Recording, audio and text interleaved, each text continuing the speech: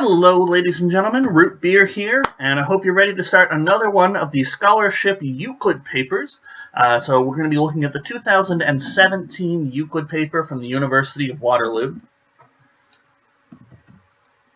So it was written early April, as usual, by the University of Waterloo. 2.5 hours, all the stuff we've come to expect from the Euclid in recent years. Nice light bulbs for the short answer questions. Full solutions are indicated by the handwriting on paper. And we do need to actually write up our solutions. Like the Freyer Galois Hypatia, this is a written contest. So we're just going to dive right into it. Question 1, and then in the next video, question 2, and question 3, and so on. And we're going to get through all 10 questions on the paper. And if you've written a Euclid before, you know the questions are going to increase in difficulty. So we'll start off with question 1, which should be the easiest. It's broken into 3 parts, 2 light bulbs and 1 written question, where we actually have to show our work, explain what we're doing step by step, do proofs, although, sometimes people get scared off by proofs because it's not this nice formal, what the real pure mathematicians do. But a proof is just explaining everything and justifying it. That's all it is. How do you know that, the circle hits, it has an intersection at 2 points with the square? Just explain that sort of thing. Okay, but enough of that. Let's just dive into a light bulb question. Question number 1. There is one pair, AB, of positive integers for which 5a plus 3b equals 19. What are the values of a and b? Alright, so they need to be positive integers. And remember, it's a light bulb, so we just need to get the AB and put that down. But if we show a little bit of our work as well, then we might get part marks if we're wrong. Maybe we swap the order of A and B accidentally when we're writing it down. So we're going to go to our notepad here. So 5a plus 3b needs to be equal to 19. Now, these guys are integers. So a and b are integers.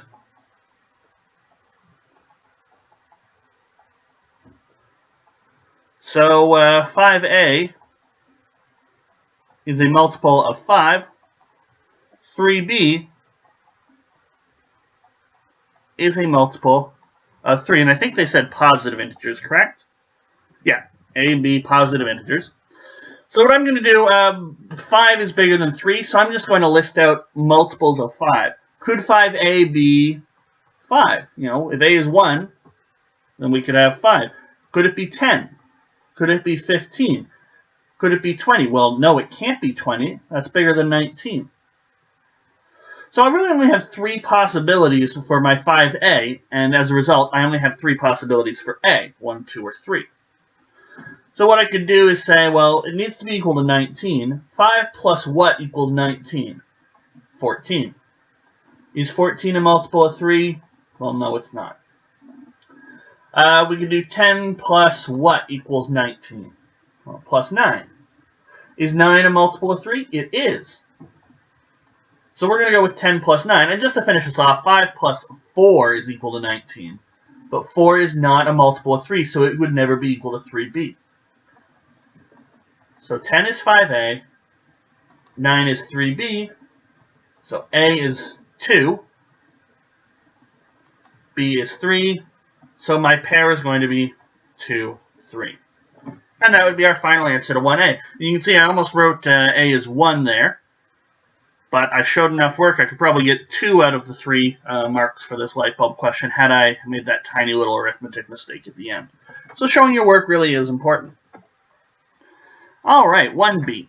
How many positive integers n satisfy 5 less than 2n less than 2017?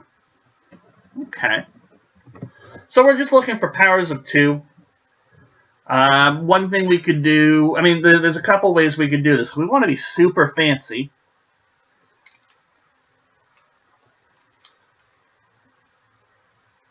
So I'll show you the super fancy way that some people are scared of. So 5 less than 2 to the n less than 2017.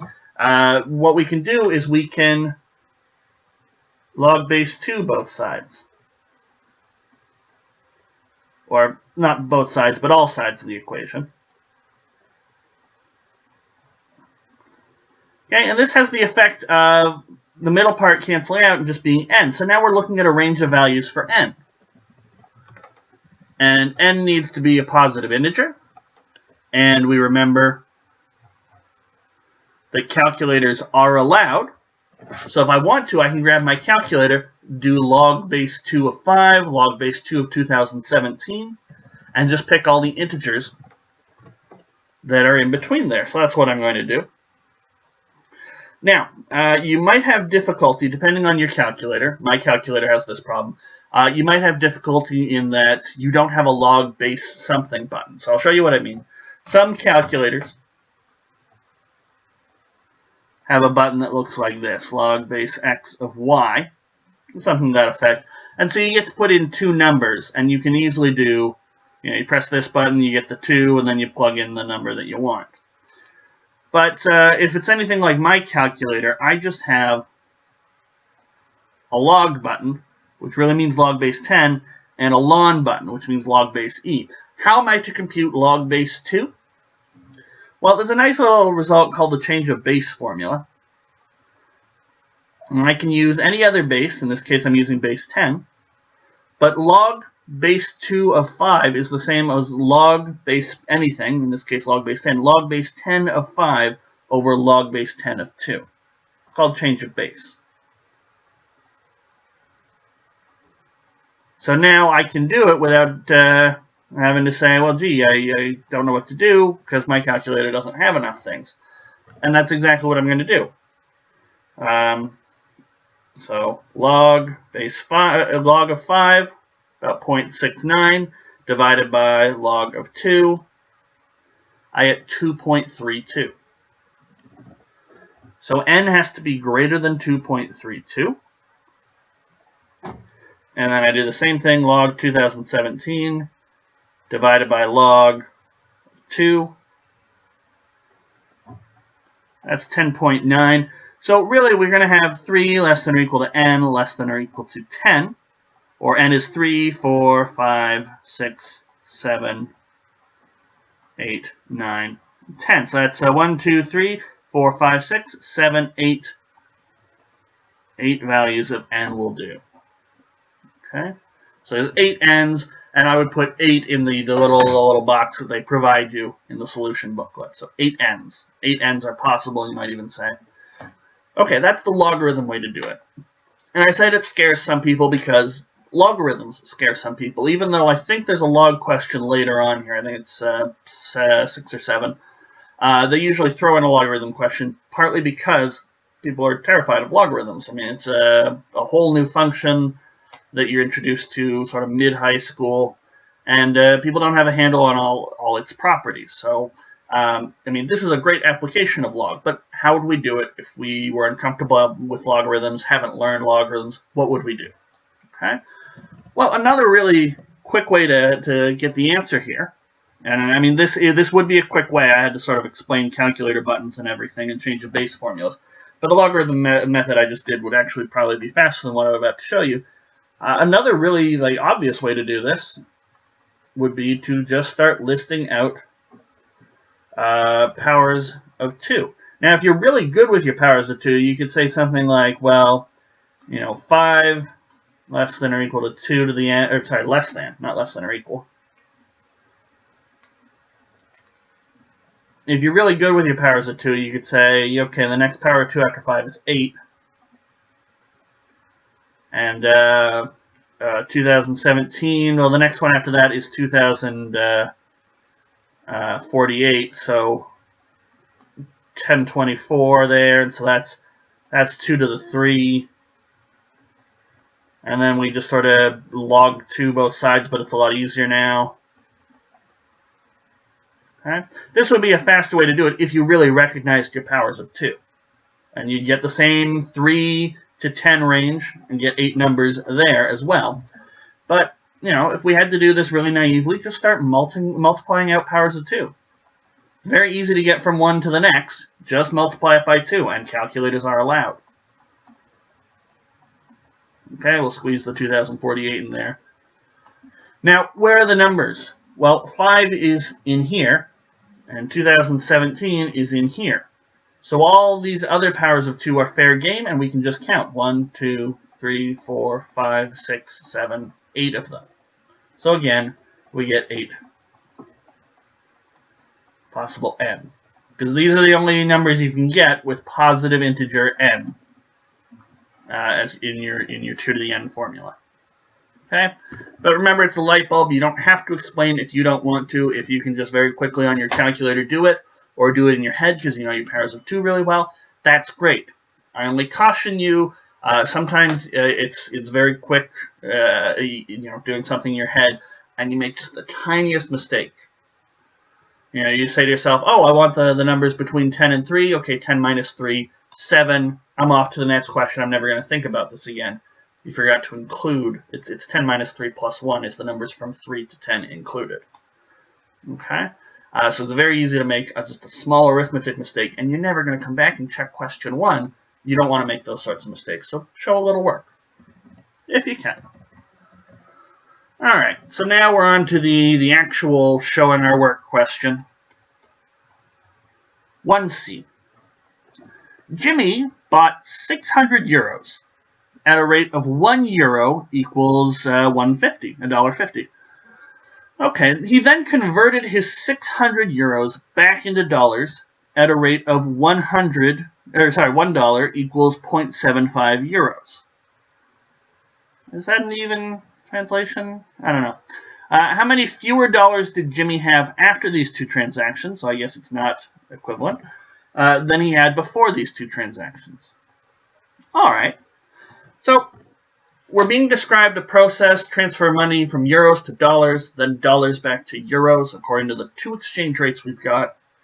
So let's work it out. He starts with 600 euros. How many dollars does he get? Then from how many dollars does he get, how many euros does he get when he transfers back? Okay, it's not going to be 600 again. And then take the difference.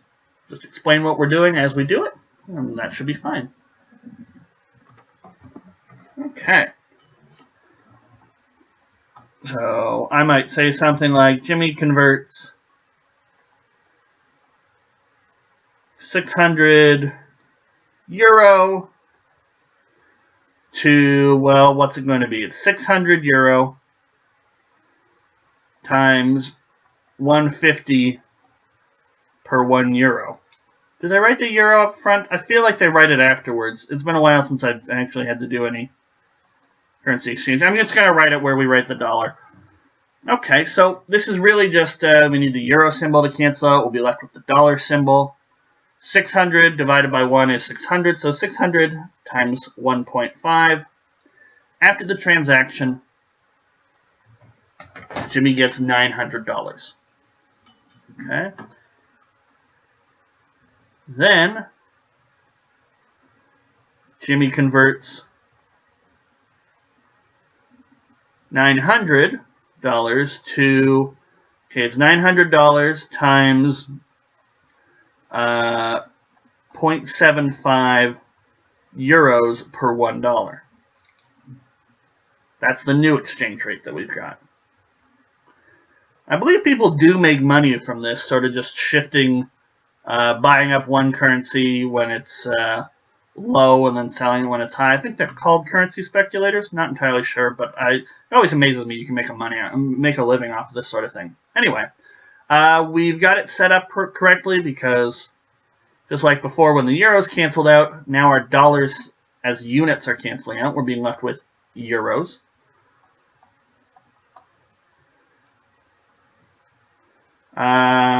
So 900 times 0.75,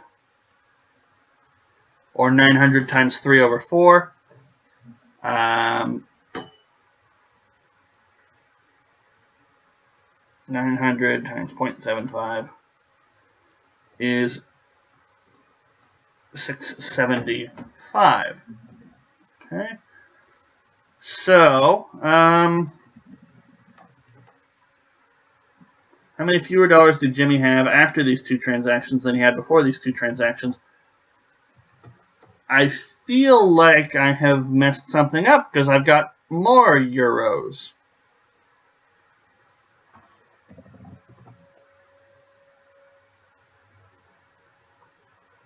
yeah, he said 1 euro equals $1. So what have I done wrong?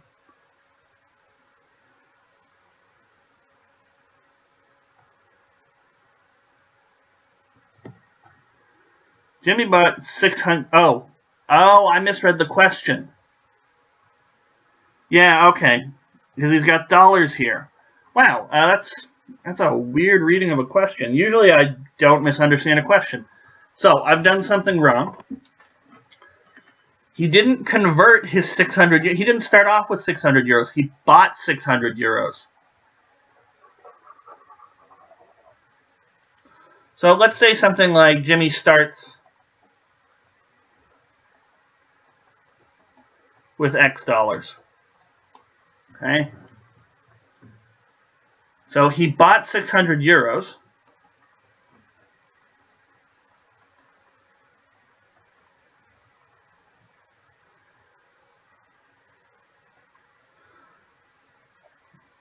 So 600 euros is going to be X dollars times 1.5 euros per dollar. So 600 euros is 1.5 times X. So now I can solve for X. Alright, this is making a little more sense. So 600 divided by 1.5, he starts off with $400. Okay. Now we're reading it carefully. Then he converts his 600 euros back to dollars. Okay. So now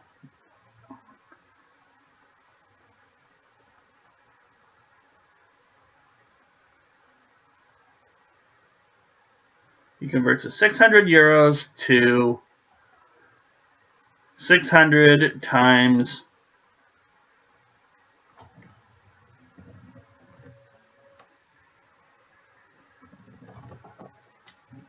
and I think I've goofed up again.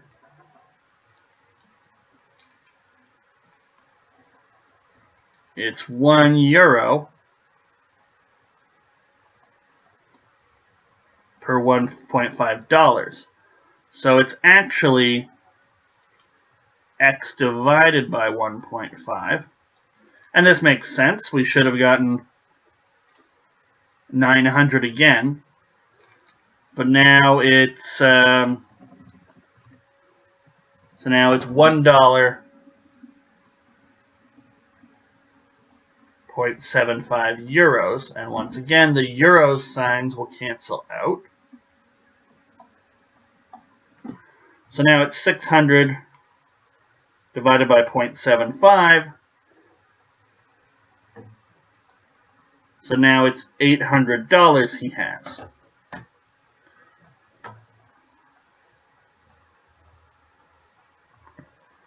So he loses $900 at the start, minus $800.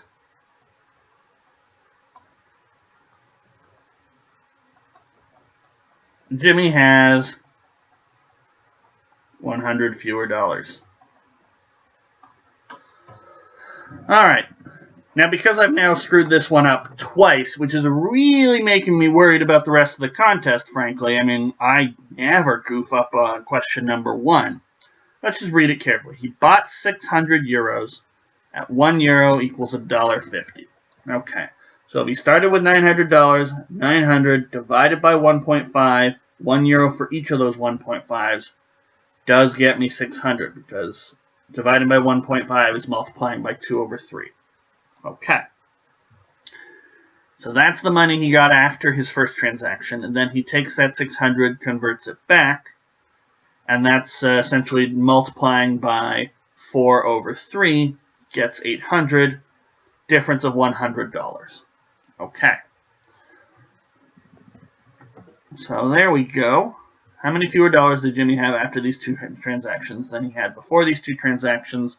There we go, and it makes sense because I actually have less money. Whereas before I went from 600 euros to 675 euros, and that definitely gave me a clue that something was wrong. Okay.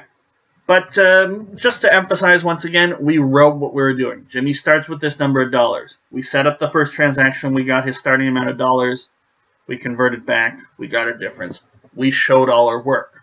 You'll notice I only have two complete sentences, one at the start, one at the end. Showing your work, explaining what you're doing doesn't mean paragraphs and paragraphs of text. It just means, if there's a particularly difficult step, like you don't have to show, if somebody's asking you on a written question, do you do 1 plus 2 plus 3 plus 4 plus 5? Don't say, 1 plus 2 is 3. Let's write a new line. 3 plus 3 plus 4 plus 5. 3 plus 3 is 6. Let's write another line. 6 plus 4 plus 5. No one's asking you to do that. 1 plus 2 plus 3 plus 4 plus 5, next line, 15. Okay? It's not all the nitty-gritty details, but if you're going to find the hypotenuse of a right angle triangle, a very quick by Pythagoras is all you really need. Okay? It's just explaining what you're doing. Okay, we're going to get into that more as we go through the rest of the contest. We're going to flip the page in anticipation of our next question, question number 2, and hopefully I'll read it a little more carefully. It also has 3 parts, and we'll get into that in the next video. I'll see you guys there.